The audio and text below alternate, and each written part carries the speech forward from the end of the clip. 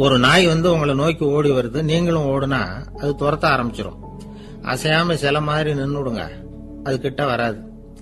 அதுக்கு ஆர்வம் இல்லாம போயிடும். ஒரு தெருவில் சின்ன பிள்ளைங்க நிறைய பேர் விளையாடிட்டு இருக்கிறாங்க. அப்ப சில நாய்கள் அங்க ஓடி வருது. எல்லாரும் ஓடினாங்க. அப்படி ஓடுறப்போ ஒரு பையன் கால் தடிக்கு கீழே விழுந்துட்டான். என்னாச்சு தெரியுமா?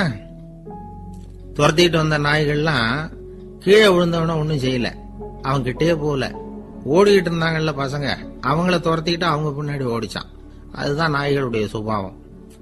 ஒரு நாய் நம்மளை நேருக்கு நேர் முறைச்சு பாக்குதுன்னு வச்சுங்க, நாமளும் அதை முறைச்சு பார்க்க கூடாது.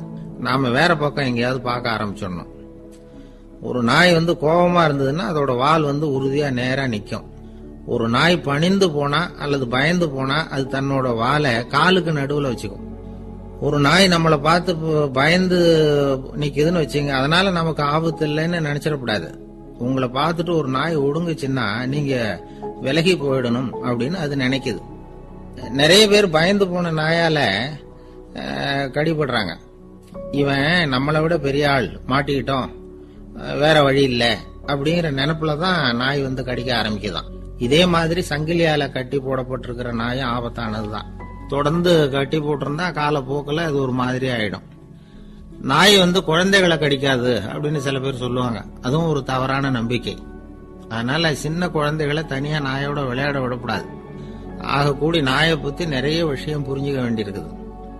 ஒருத்தர் தன்னுடைய நண்பர் வீட்டுக்கு போயிருந்தார். அவசியம் எங்க வீட்டுல சாப்பிட்டுட்டு தான் போகணும் அப்படின்னு ரொம்ப அன்பா சொல்லிவிட்டார். அதை மீற முடியல இவரால. சரின்னு உட்காந்துட்டார். சாப்பாடு போட்டாங்க, சாப்பிட ஆரம்பிச்சார். அவங்க வீட்டுல கட்டி போட்டு இருந்த நாய்க்குட்டி இவர் சாப்பிடுறத முறைச்சு பார்த்தது. ஏன் இப்படி என்ன இது முறைச்சு பாக்குது உங்க வீட்டு நாய்க்குட்டி அப்படின்னு இவர் கேட்டார். அப்ப அவங்க சொன்னாங்களாம், அதுகிட்ட ஒரு கெட்ட பழக்கம்ங்க, தன்னோட தட்டுல யாரு சாப்பிட்டாலும் அது அப்படிதான் முறைச்சு பார்க்கும் அப்படின்னாரா அவரு.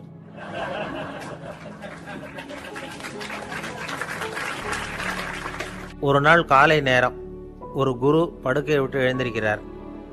உடனே சீடர்களை பார்த்து எல்லாரும் இப்படி வாங்கங்கிறார். எல்லாரும் வர்றாங்க வேகமா. என்னங்க வேணும் உங்களுக்கு அப்படிங்கிற மாதிரி எல்லாரும் குருவை பார்த்தாங்க பயபக்தியோட.